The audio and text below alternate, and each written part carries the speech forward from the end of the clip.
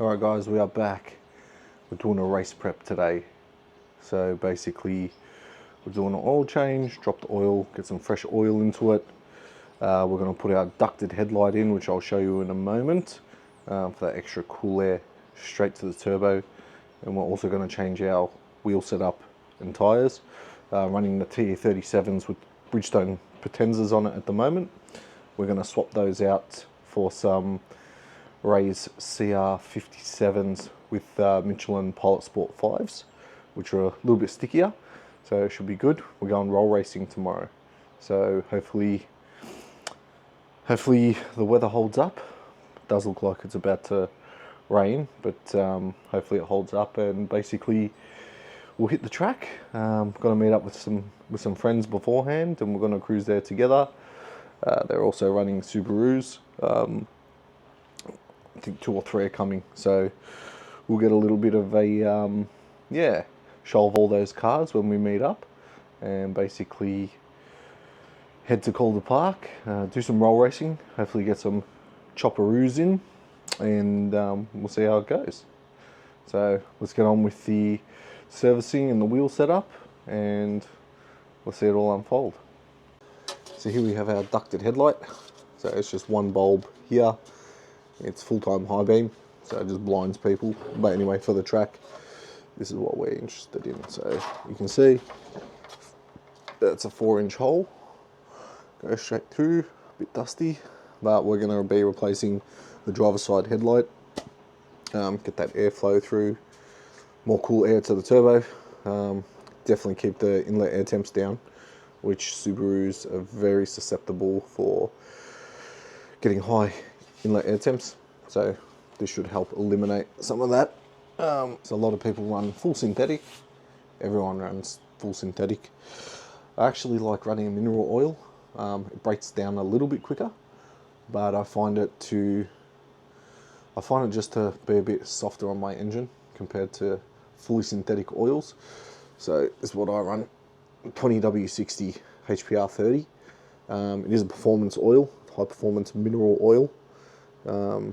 It's got the extra zinc in it, which helps prolong the life of the bearings. So I have run, on a previous setup, I did run synthetic oil in it. It was a 1060, did not like it. So I've just stuck with what I know. Ran it in on mineral, left it as mineral, seems to be liking it. So when we give it a tear down in a couple of years, we'll check the bearings, see what the oil's like. If it didn't like it, we'll know, and we'll see the witness marks on all the bearings. But for now, run this oil. I just run the standard Ryco filter. Please bear in mind that I do change the oil every 1500 kilometers. Running E85, it does dilute the oil. Any dyno day, any track day, anytime I've got the engine doing work, I'll always give it a service beforehand, just the oil and the filter, and the oil filter. Regardless, it doesn't matter how many kilometers. I could have done 500 kilometers between track day to track day. I will drop the oil. It doesn't matter. I won't cheap out on the 70, 80 bucks or whatever it is,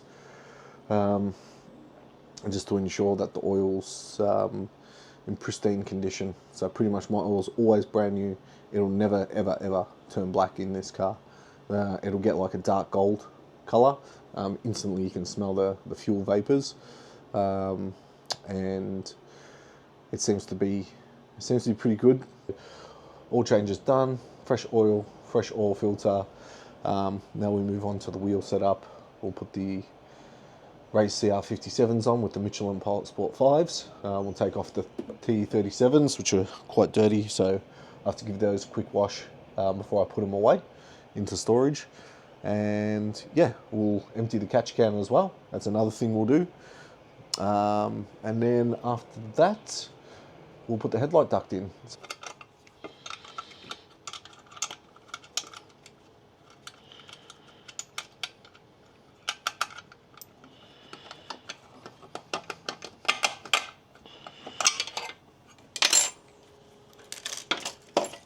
Alrighty,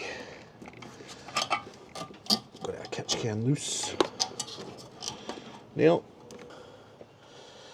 so undo it, see if any liquid comes out. And yes, a little bit of condensation coming out of there, which I'll show you in a moment. Quite a bit. This one.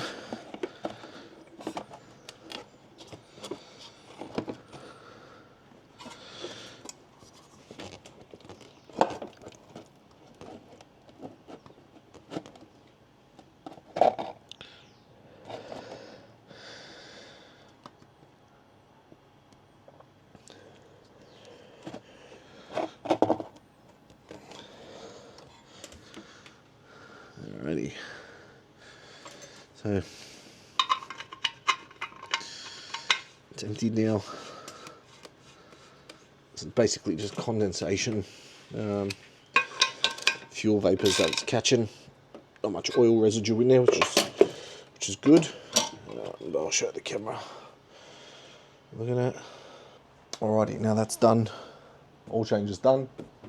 Now we're going to change over the wheels. So I've gone ahead and cracked all the nuts. We're just going to jack it up and we'll do the fronts first.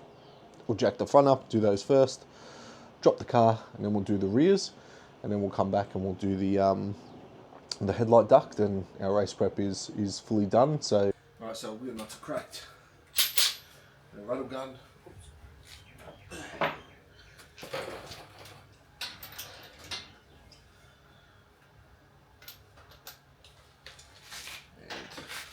car's jacked. Just rattle them off one by one.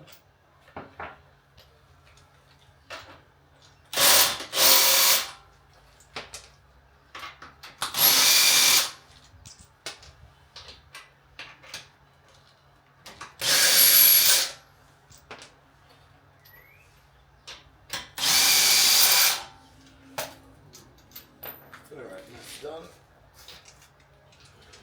One lug nuts are off.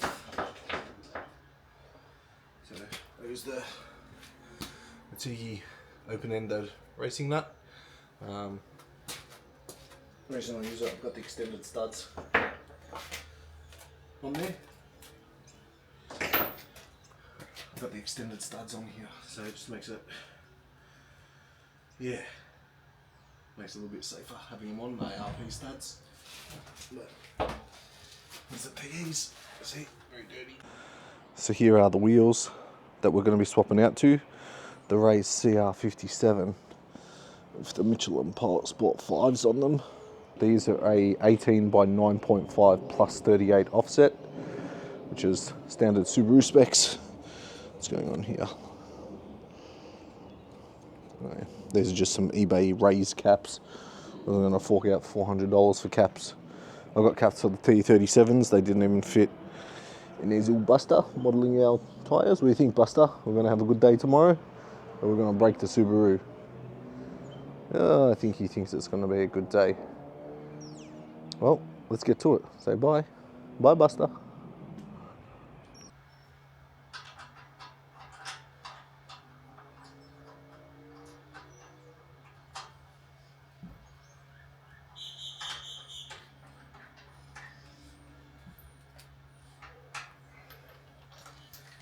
Alright, get some augers.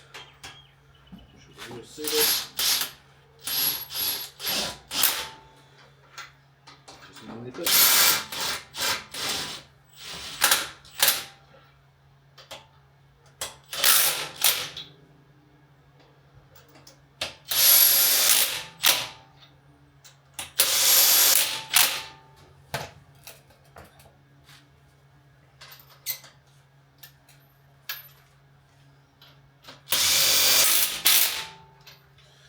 Now my process doesn't change. That was one.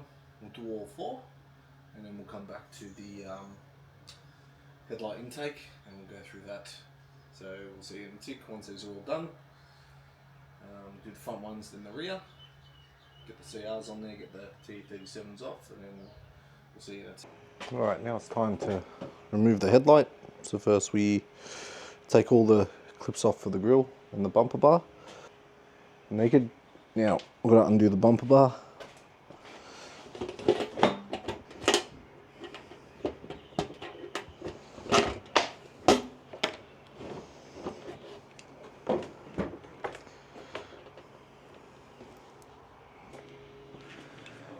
10mm conversion. There's 3 bolts, 1, 2 at the top, then 1 here, this one down here. So all you have to drop the bumper bar down. So that's 1. Alrighty, it's our custom projector headlight. He is now removed. We'll put him away. Our intake headlight.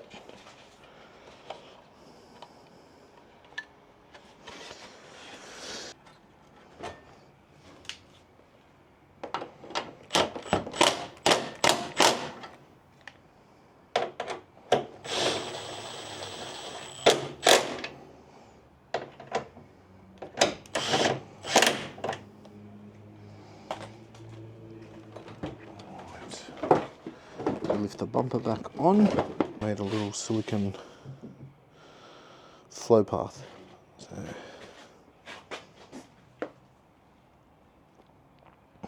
goes in there, up.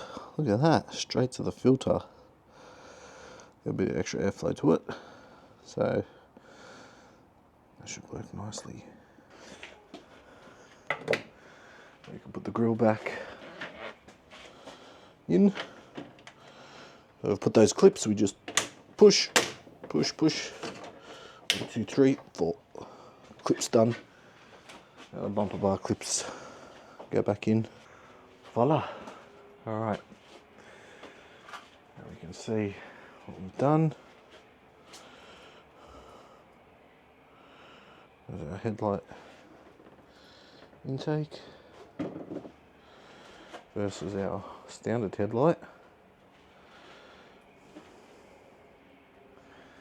Alright, now we're going to give it a quick cold start. I know you will enjoy that.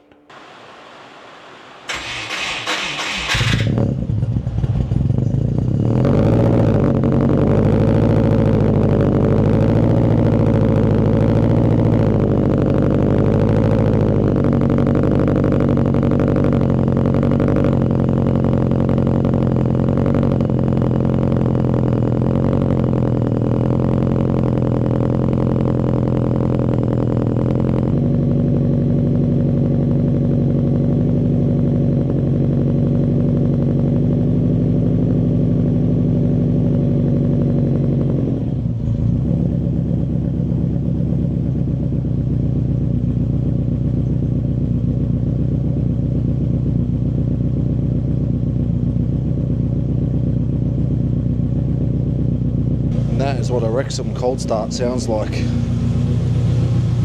Very loud. Extremely loud. So inside Rexxem, on the first time I've shown you inside. So we've got the Bride low maxes, single piece bucket seats, the quick release steering wheel. This is a D&D, very nice bit of, very comfortable, deep dish. Beautiful. And this is our NRG quick release, and then we've got our dash. So basically it's got all the vital functions.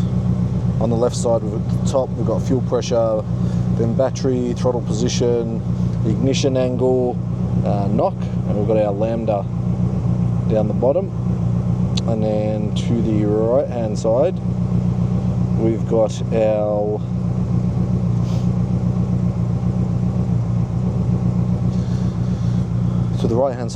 ethanol content, so our E85 content, which is E80 lately. That's about the highest I can get, E80. Water temp, so it's 62 degrees. The inlet air temp, which is why we've installed the let's quieten it down a bit. So we've also got a,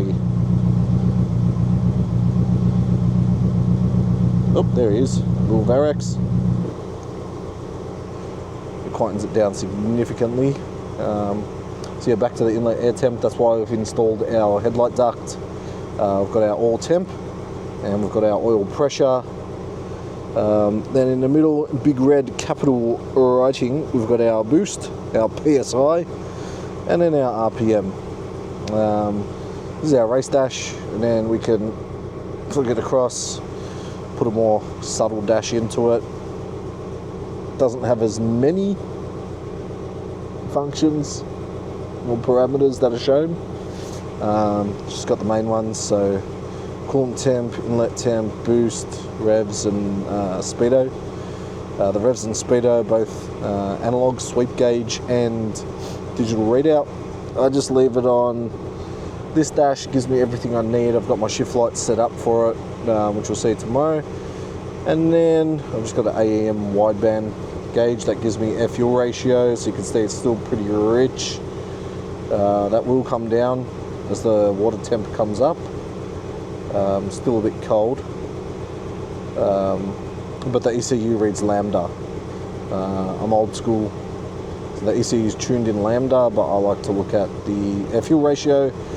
Yeah, and then in the dash mount cluster, so that's a power tune digital dash.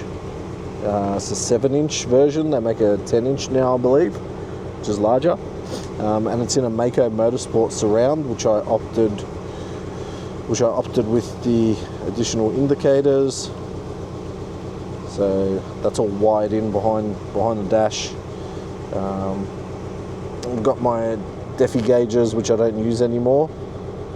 Basically, once I ran the dash, I took all my analog gauges out. Didn't need them anymore. They weren't hooked up to the ECU, so I just thought, you know what, we'll just get rid of them. Yeah, so that's pretty much inside the Rexxem. I've got the little man's baby seat in the back. We go for cruises sometimes. But yeah, pretty basic setup. Inside, it's neat, clean. Oh, and we've also got the We Are Likewise shifter, very nice. Down here, I've actually got a little, there we go, can you see it? This little dial here. So it starts from 0 and 1, 2, all the way around to 11. This actually controls my boost. So that there, that you can see there, that's actually my boost switch. And it basically goes up 10% of the PSI from base or wastegate, which is about 7 PSI, the spring in it, and it goes up 10% of the last value every time. So at setting number 6, we're at about 24 pound. Depends on the weather and the temperature outside, but it's about 24 pound, all the way up till 11, which ends up being 32, 33 PSI, which is the full boost. So it's yeah, it's easy, it's inconspicuous. No, it doesn't say boost or anything on it. It's just a rotary. It's a 12-point rotary switch. So basically, if I need boost, I just flick it up and it gives me full power. I just run it on 6 for the street. That's plenty. So 24 pound on the street is plenty. At that boost level, it's braking traction anyway. So there's no need for any more on the street, and it probably puts out about 3, I think on 22 pound it went 350 kilowatts at all 4 wheels on Got It Rex's dyno. So 24 pound, probably like 360, 365 kilowatts, which for the street, that's plenty. You chop at most things, all-wheel drive anyway, no problems with traction. Yep, thermo fan's just kicked in, so it's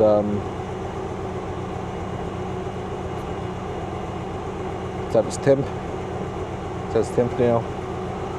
And yeah, that's basically it. If I take it for a car wash later, which looking at the clouds, I don't think so. We've got to put the wheels into the shed, and yeah, pack everything up, and that's it for today, and we'll see you in the morning, hopefully bright and early.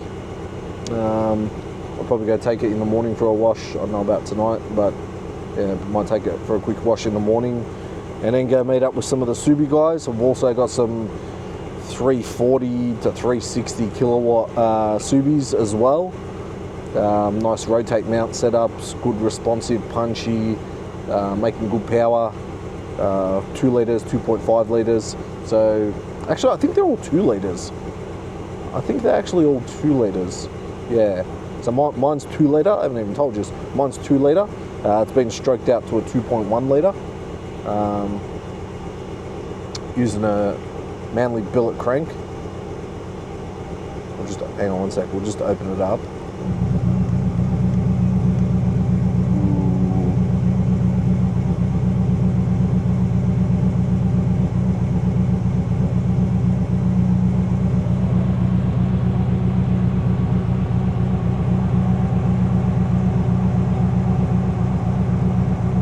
Give it a little tap.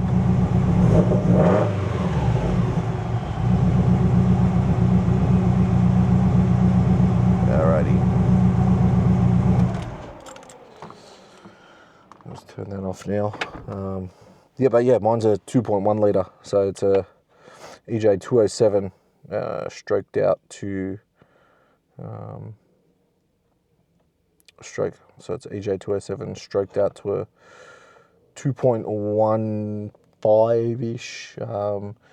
We use the 79 millimeter, so the 2.5 litre stroke crank with custom rods and pistons.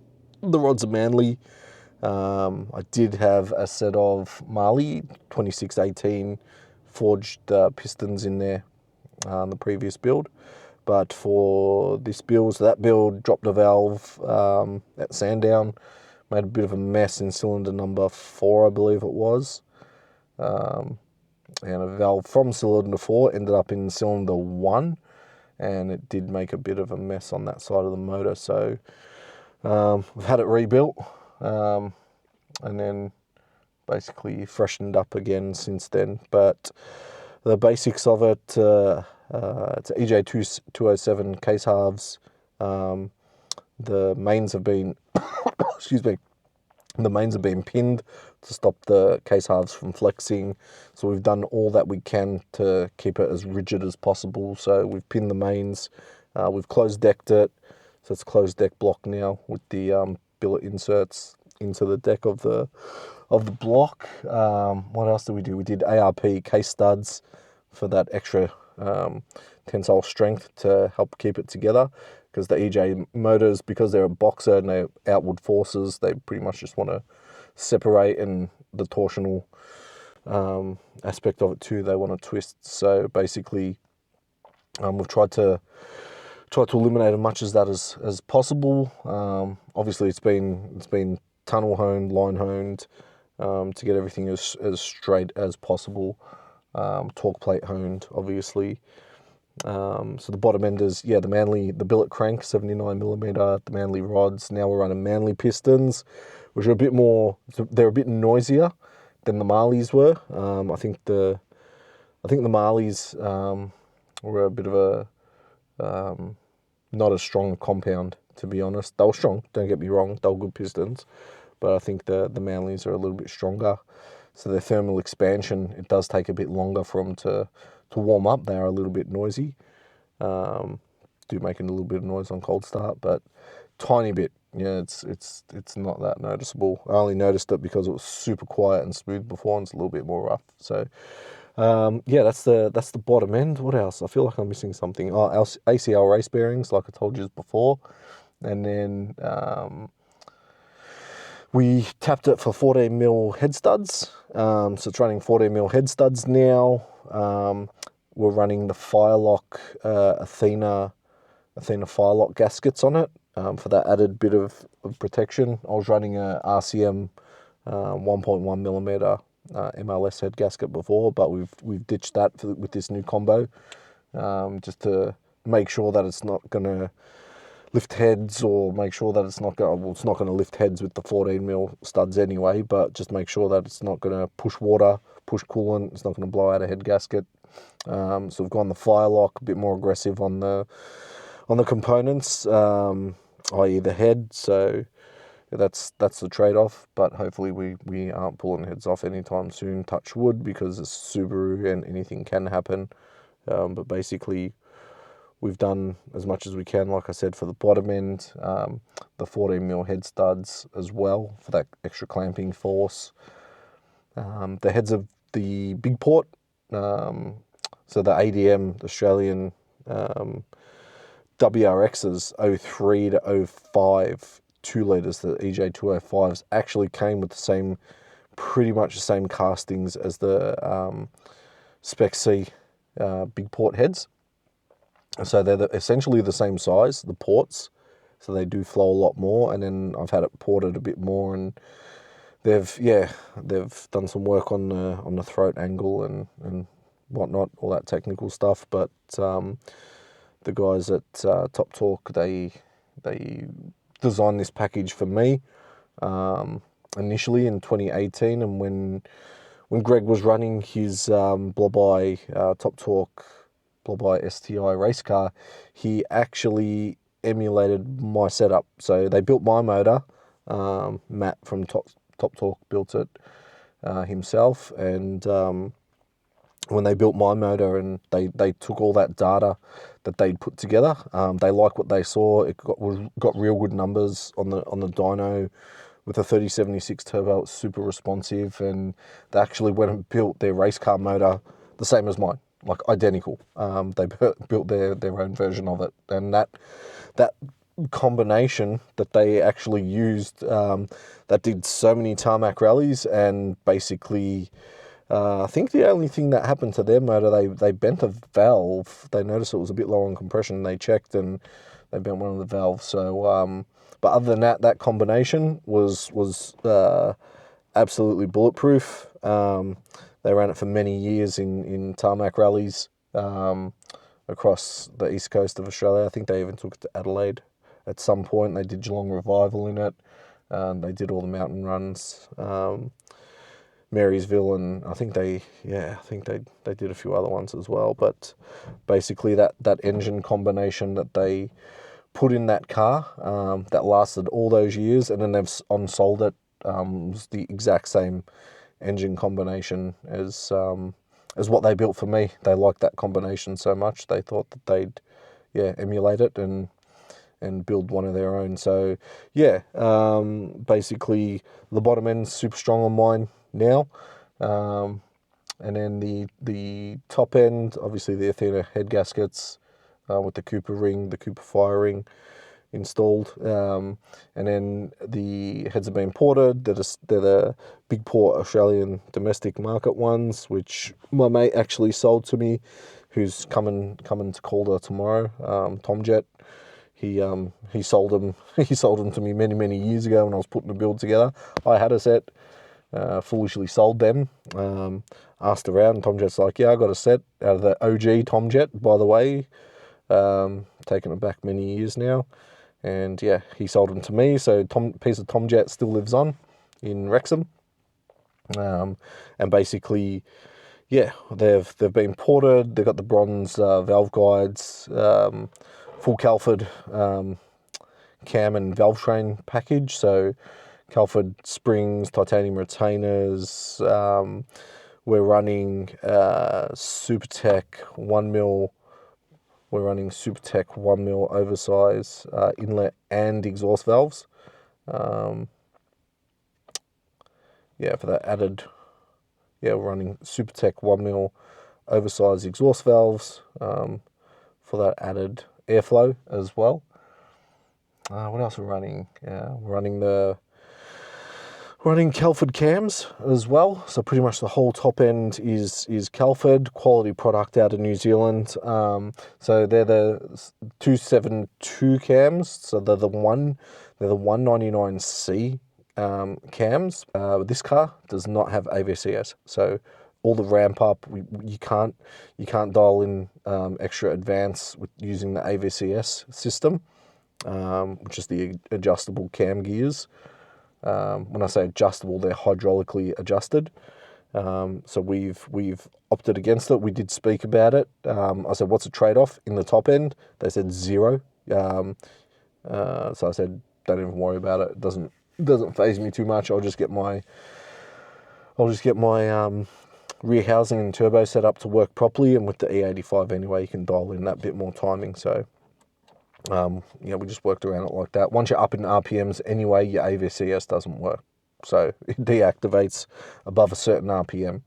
It's only for that mid-range spool up.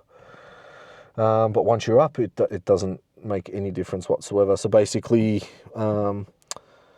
it's running the BC cam gears. Pretty sure they're BC.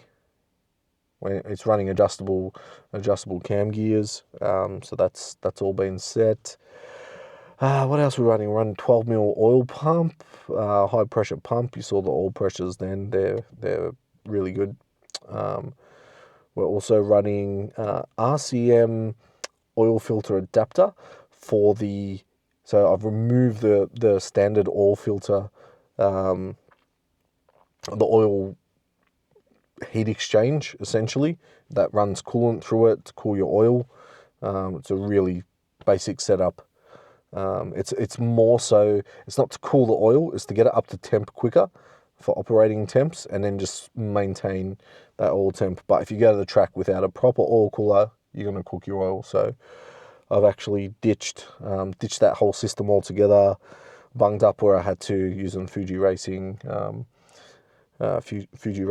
bungs and their conversion kit. And then I've got an RCM oil filter adapter kit. I've run speed flow fittings and lines to a Setrab oil cooler that sits just behind the grill. I should have shown you this when I had the grill out. We run 3-inch intercooler piping. So 3-inch intercooler piping into a 4-inch intercooler. Try and keep those inlet air temps down. Once you're moving, really good. The combination works really well. So the oil temp, the coolant, the intercooler inlet temps, got the intercooler for that. Also run a quite a big fuel system. So in the back's a 340 litre per hour pickup pump. Then I've got a radium surge tank in the front. So I've got a radium surge tank in the front, and that's got 2 Walbro 460 pumps that are staged based on RPM, boost, and also throttle position. So we'll activate once the parameters have been met, basically. 1700cc injectors, injector dynamics, running Torque Solutions fuel rails. I had to modify. So I'm running a long runner NA inlet manifold reverse rotation. So that was quite a challenging exercise to get that to work. The NA runner is comparable to your AMS, to your Process West. So, for that 800-900 horsepower, if that's what you're chasing, the inlet manifold is fine.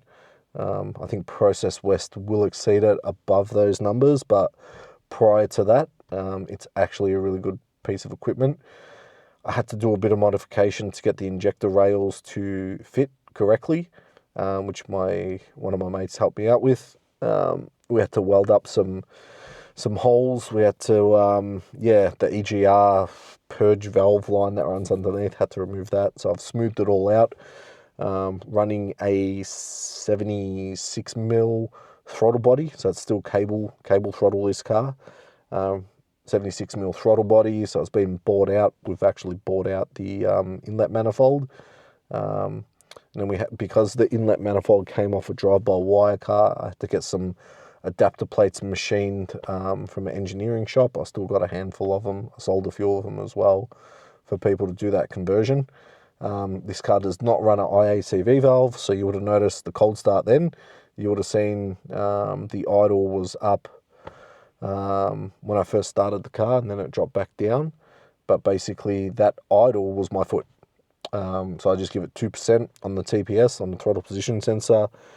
I'll give it 2%, and then till it gets to about 40 degrees. 40 degrees, you can come off it once the engine coolant's up to 40, and then basically it'll idle by itself without having to crack the throttle open. So what else have I done?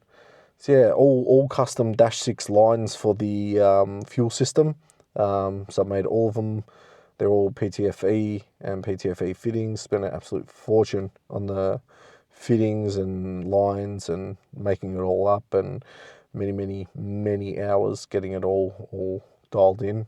What else we running? I think that's pretty much it for the engine. So built block, built heads, billet crank, forged, obviously, cams. So the hot side is a GDX 3582 Gen 2 turbo with a 0.83 rear housing. That's V-band in, V-band out. I custom made my own 3-inch downpipe pretty much to the cat. The cat had been punched out. Last night I actually blew the cat. It actually split the seam, the weld down the side, with a backfire on the 2-step. Whoops. So I just got a new test pipe made today. Chucked that in. But yeah, pretty much the dump pipe. So all the piping, all the intercooler piping and the dump pipe, I made them pretty much myself, just with a drop saw. When I got some 3-inch pipe, I tacked it all up, and then I took it to my friends. So I measured everything, got everything in position, tack welded it just to hold it together.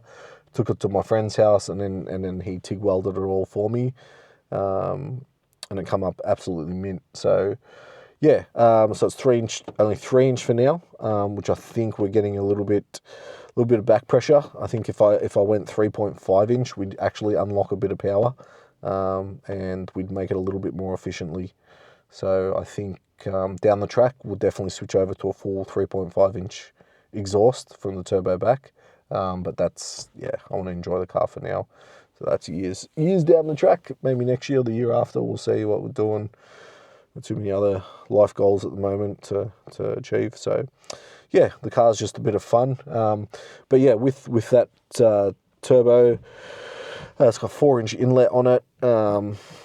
What else? Oh yeah, we're running a 40. I'm actually running only a 40mm external wastegate, which holds it fine, with 17 psi base spring in it. It's the 2 springs, so it's the 10 and the 7, whatever they are, the brown and the orange. I can't remember.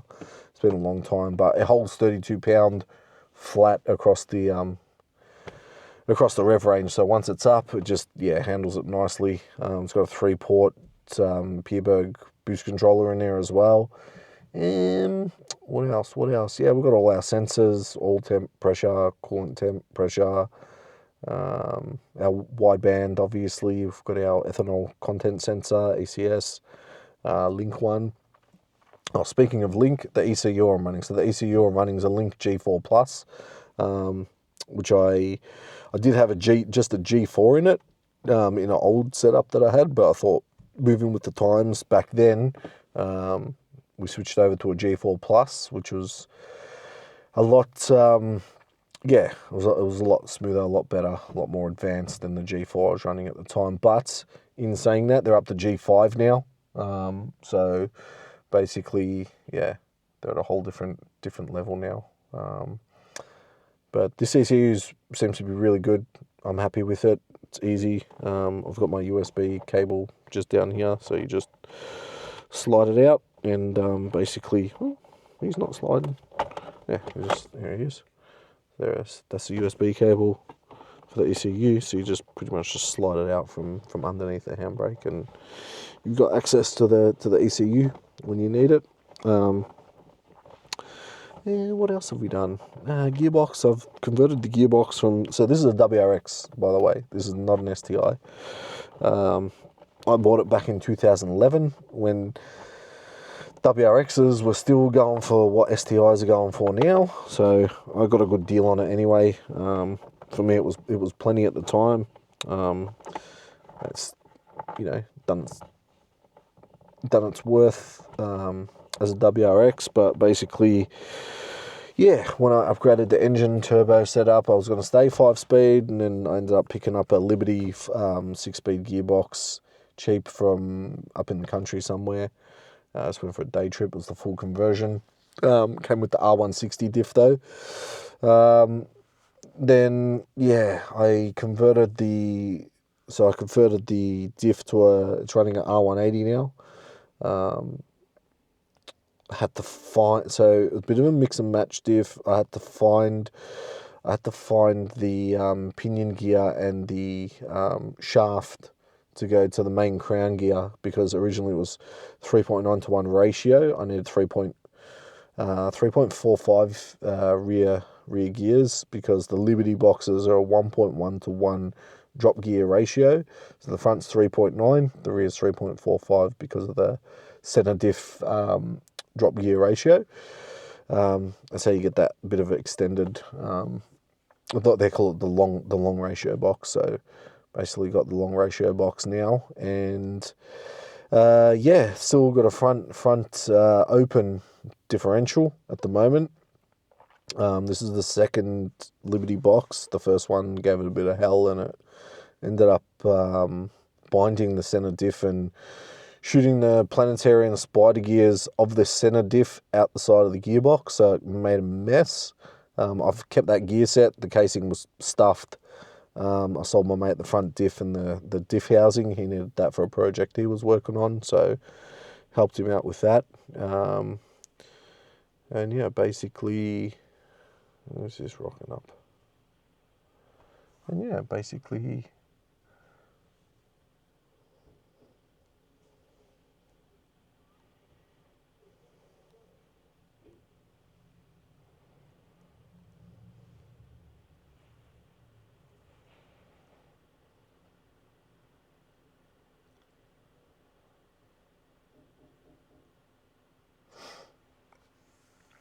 so yeah, basically got another gearbox in there.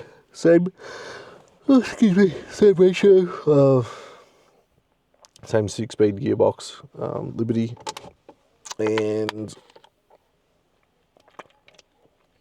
it's running a twin plate, extreme twin plate clutch. So it's the 200mm pull to push conversion. Much prefer the push than the pull. The pull's got those stupid circlips that clip into the pressure plate, and then to get the gearbox out, it's an absolute nightmare. It's just a pain. Yeah, and then when you put it back in, it's got to click back in, and I'm just like, I don't want that combo. I want a push type. So it's been converted to push type, which comes with the clutch kit. So it's 200mm sprung clutch, the extreme one, for the WRXs. For the STIs. Comes with the flywheel and the twin plate clutch and the pressure plates and all the rest of it. Clutch plates, clutch discs. And yeah, basically that's it for the driveline. Brakes, I've converted. So when I did the R180 conversion, so that's with the R180 shafts. I had to use the 5x100 STI rear hubs. Then when I converted to the STI rear hubs, I then had to convert to Brembos, because your standard calipers don't work with the STI hubs. So I was at that point there when I converted the rear end to the R180 setup, handbrake and all the rest of it. I then switched over to the Brembo brakes and reconditioned them, and my uncle actually painted them for me. So yeah, he painted them for me, and they come up really nice. And it's two-piece front rotors. Yeah, running Serco pads at the front and rear. I do have a track set of Serco pads, which are a bit more aggressive. Take a little bit of time for the heat to get up. These are more of the ones I got in now, more street orientated. They're still good, super dusty, squeal a little bit, but hey, performance life, yeah. Yeah, so I think that's a pretty pretty much a rundown of the car and where it's at the moment. Like I said, it's only WRX, it's not a STI. But it does, yeah, it does get up and boogie, let me tell you that much. So, yeah, tomorrow at Calder, if it's on, I'm going to check shortly. It's probably going to get washed out, looking at the weather, and we'll see what it's doing tomorrow. Yeah, but if it does, we're going to do some roll racing. I was going to hit the quarter mile, but yeah, quarter mile is a little bit vicious on it at the moment. Last time I was out, I did snap an axle, the front right drive shaft, snapped it clean at the CV joint. So yeah, I don't want to break anything tomorrow. You're less likely to break something in roll racing, and yeah, it's just to get out, have a bit of fun, do a bit of a vlog on the day, and yeah, take you along for the journey, and show a few nice Subarus as well. Get a bit of action with some of the other cars. So we'll go in the morning, and yeah, we'll see how it goes. But I think yeah, should be good if it's on tomorrow, hopefully, and yeah, hopefully get some chops against some of the other cars there. So yeah, last time I took it out, was, yeah, hot. It was probably like 32, 33 degrees. It was Friday evening, Friday afternoon was when I did my first and only run. Completely botched the launch, just gave it way too many revs. As soon as I got off the clutch, it just, yeah, pretty much just wheel spun. Smack limiter. When it smacked limiter, I sort of panicked, I guess, panic shifted. It hit limiter, I wasn't expecting it. The revs just flared up. Bang, hit limiter. I changed into second gear. As soon as I got off the clutch, it was just, it just bogged right down, out of boost. Had to re-spool the turbo, so that ate a whole second out of my time waiting for the turbo to spool up. Then once it kicked on, it did all right. I think we did 127. So we did 11.9 at 127 with like a 2 point, I think it was like 2.3, 2.3 60 foot. So yeah, a lot of work to do in a 60 foot. If I get the 60 foot right, then it's a shoe in for a 10. With the heat soak as well, I wasn't really liking it on that run. So mile per hour was a little bit down, but that was the first run. I say off the trailer, but I drove it there. And then the second run in the burnout box, I was doing a burnout in an all-wheel drive car, not a good move. But yeah, when I came off the throttle, it gripped the front wheel and snapped one of the drive shafts. So yeah, big shout out to Liam, who actually hooked me up with another set of front drive shafts. So I've got a spare drive shaft if I ever need it. I've got a spare one there. Yeah, but that's pretty much it. So tomorrow's race day, guys. We'll see what we can do in terms of, yeah, getting everything up and running. Hopefully it's on, weather pending. But yeah, hopefully we have a good day out, and I'll catch you then. Peace.